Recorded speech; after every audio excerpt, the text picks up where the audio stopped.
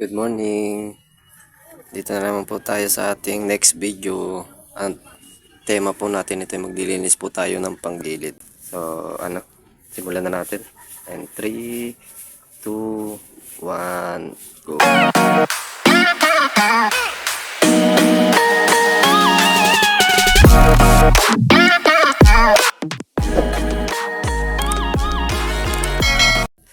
Sa mga hindi pa po nakakapagkalas ng panggilid, tuturuan ko po kayo paano magkalas ng panggilid. Yan. Ito yung mga gamit natin.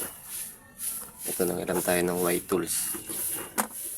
Tapos kailangan natin ng ito, tubo. Kasi mahirap siyang kalasin. Pwede na!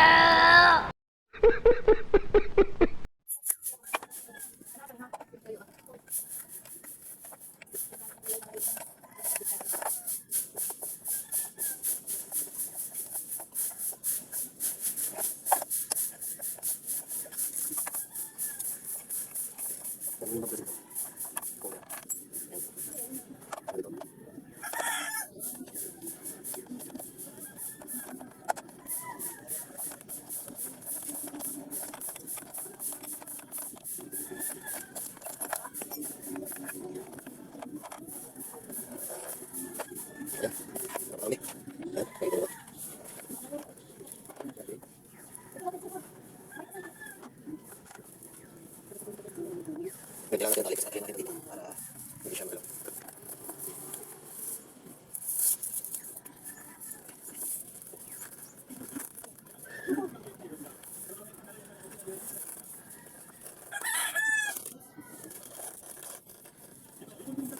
Yan, so kung hindi ka nakakasukat ng pagkilit dito po ang takot. Hindi po tayo mabayan. Kasi may hilong likot eh. Kaya gusto ko kayo magkakalas.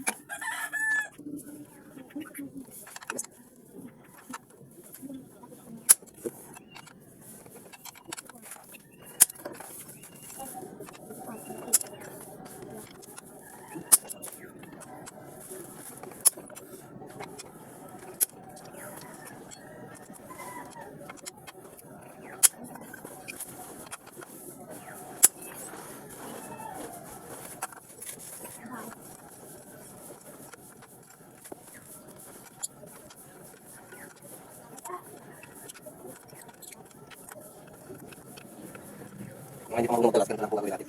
Itong nasa taas natin dito. Para hindi kayo malito. Kasi hindi pa makakagawa natin sa mga ganito. Kasi hindi pa nila alam yung mga sukat ng dito. Kasi ito ginagawa ko pa ulit.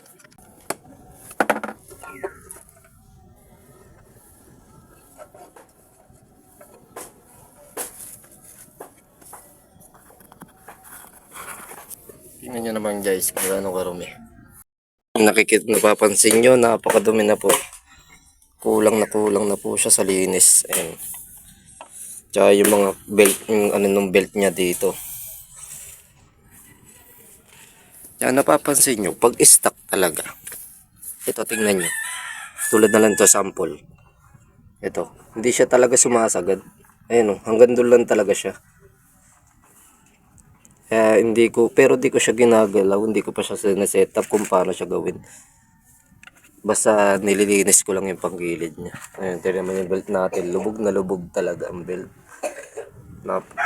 Lubog siya. Hindi siya ano. Pero matigas. Stock belt pa po yan. Ay. So, ang sukat pala ng belt natin ay naka-bando belt. Bando belt. 835. Mga idol. Kaya pala. Sobrang higpit. Ito, tatanggalin na natin to. Kasi wala na to. Mag-aabal lang to.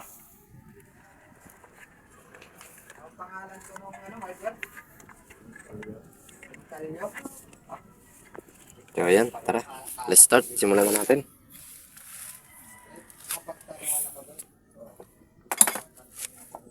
Tabi lang muna natin to dito.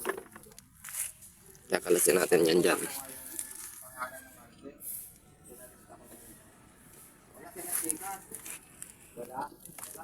Ito nga palang ano na ito, white tools.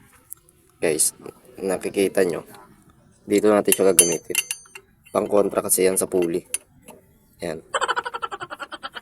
Yan yung ginagamit.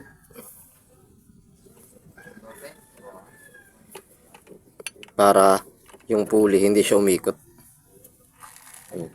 Diyan yan nakakabit guys. Kung napapansin nyo. Diyan yan talaga nakasalpak. Tapos kakabitan mo na ito. Ito 17 yata to. 17. 14.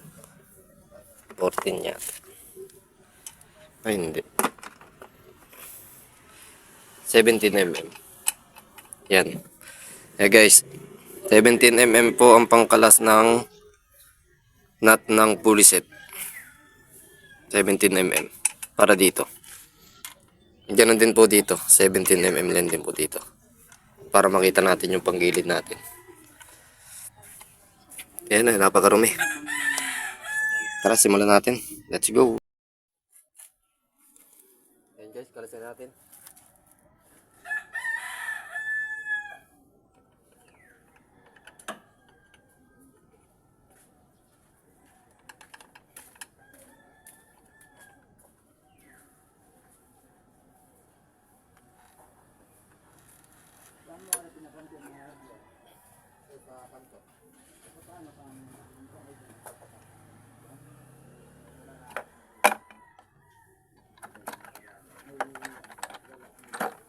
Itong gagamitin natin guys, tapos para salpakan natin ito kasi medyo matigas yun.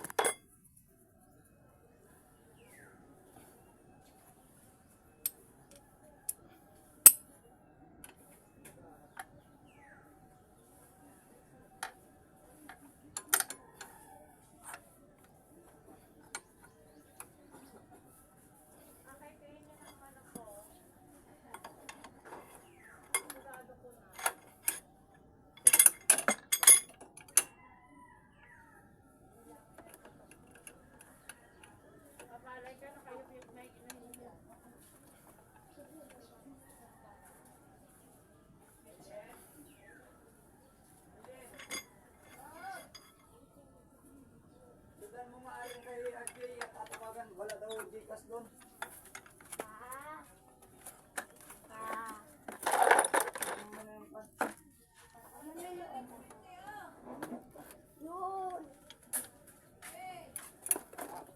Magpalit ka. Matatawagan mo siya.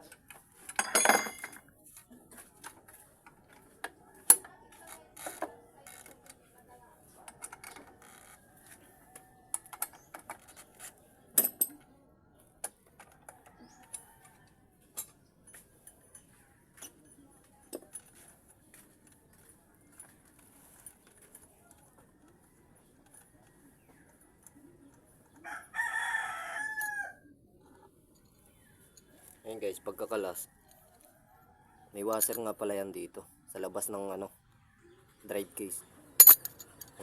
Washer, tapos ito tabi mo lang,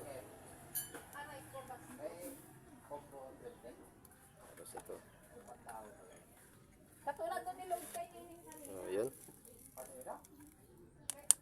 Okay pa naman yung natin, belt natin, tibay pa.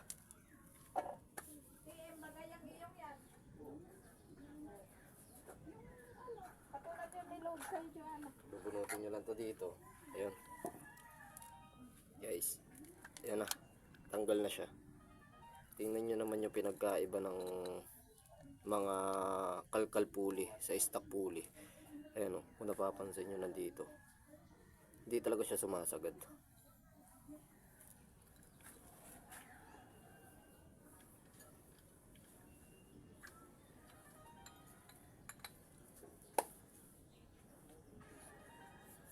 Ito nga pala yung washer sa likod ng backplate. Napakakapal guys. Ang kapal. Tingnan nyo kung gaano kakapal to. Magic washer ng Easy Ride 150N. Napakakapal.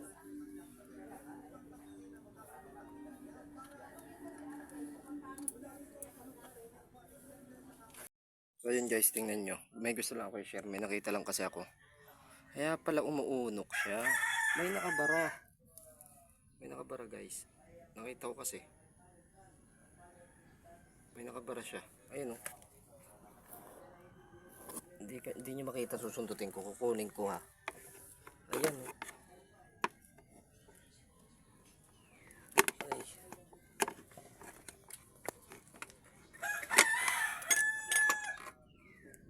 nakabara sa air cleaner, kaya pala hindi siya makatak na maayos. So ayan guys, tatanggalin natin, papakita ko sa inyo mamaya.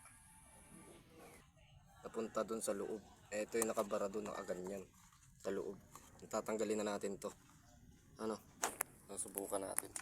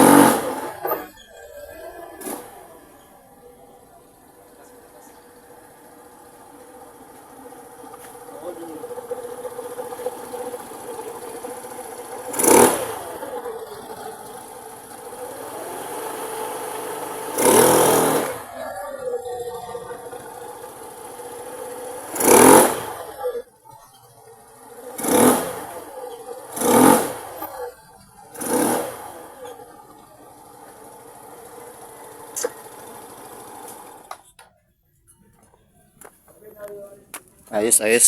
Legit.